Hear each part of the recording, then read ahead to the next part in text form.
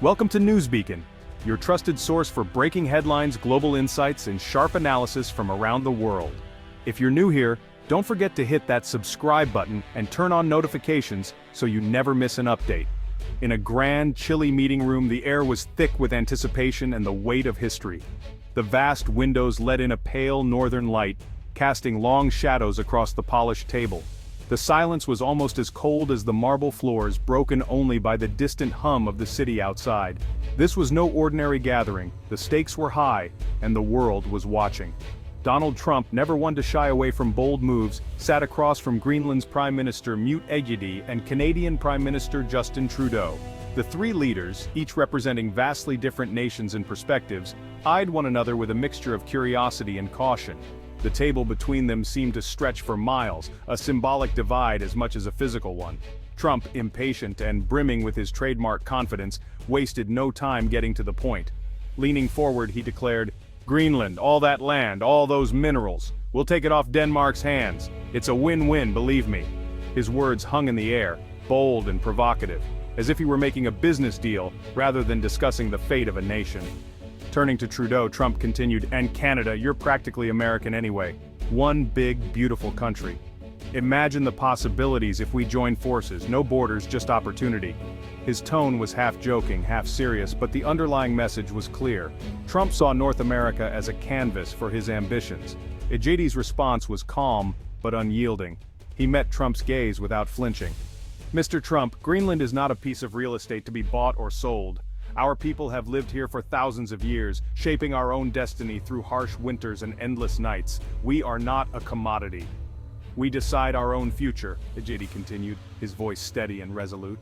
The Greenlandic flag outside fluttered in the wind, a symbol of a nation determined to chart its own course, no matter the pressure from powerful neighbors.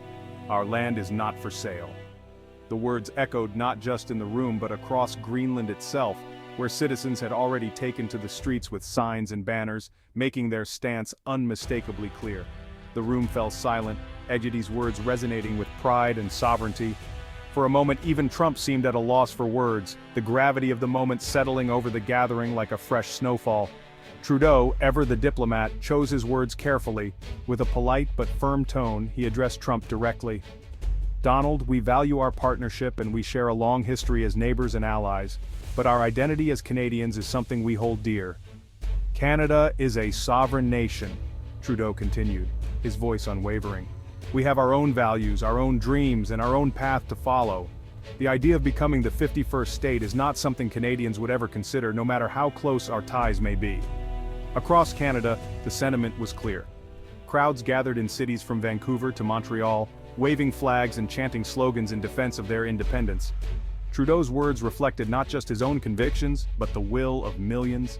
Trump's smile faded, irritation flickering across his face.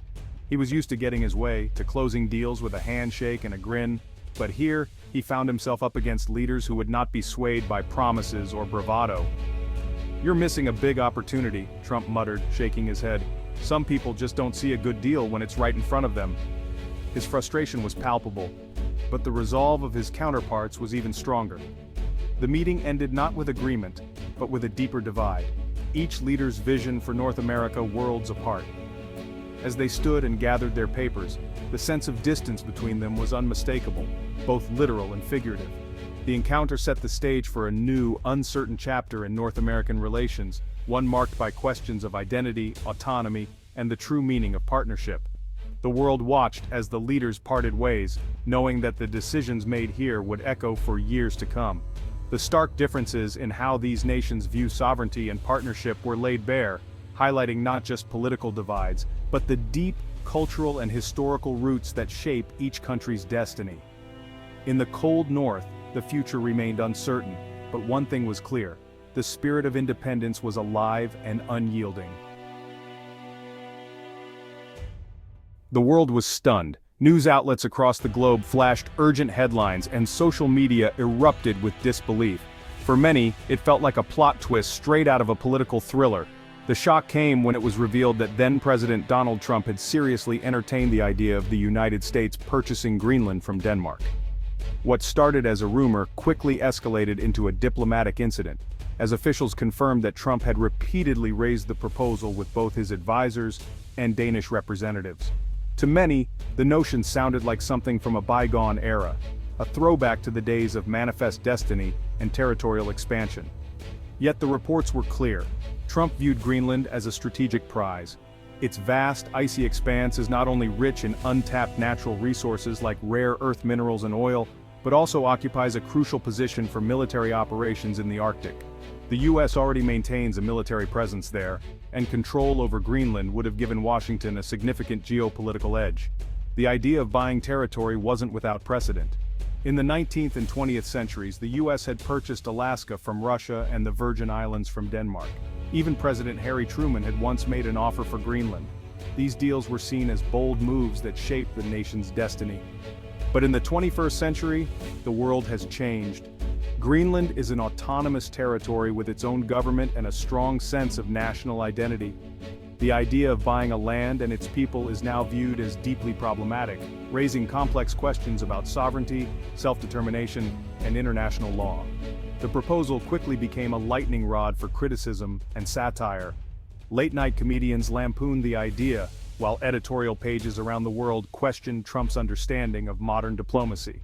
The move was seen by many as tone-deaf and out of step with contemporary global norms. As if that wasn't enough, Trump reportedly floated an even more audacious idea, inviting Canada to join the United States as its 51st state. The suggestion sent shockwaves through both countries, with many Canadians reacting with a mix of disbelief and indignation. Canada, a proud G7 nation with a distinct culture and strong democratic institutions, immediately dismissed the notion as completely unrealistic. Canadian leaders reaffirmed their sovereignty, and citizens rallied around their national identity, making it clear that such a proposal was out of the question.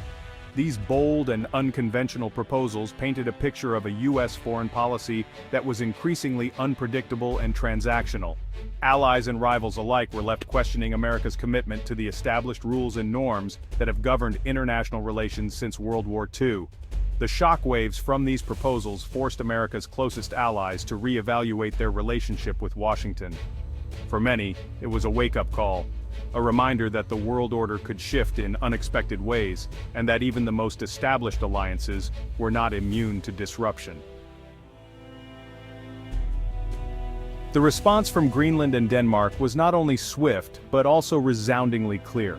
Within hours of the proposal making international headlines, both governments moved to address the world, leaving no room for ambiguity about their stance.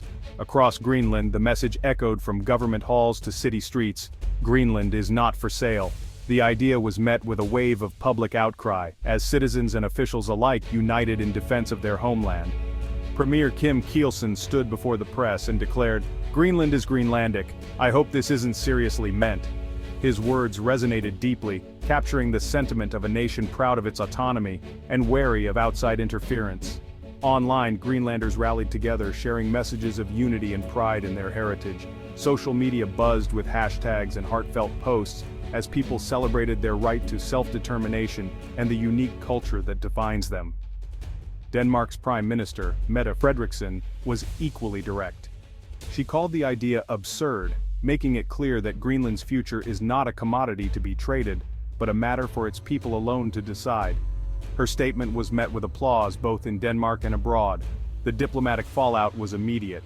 President Trump's abrupt cancellation of a planned state visit to Copenhagen only deepened the rift, signaling a rare moment of tension between close allies and drawing global attention to the issue of sovereignty.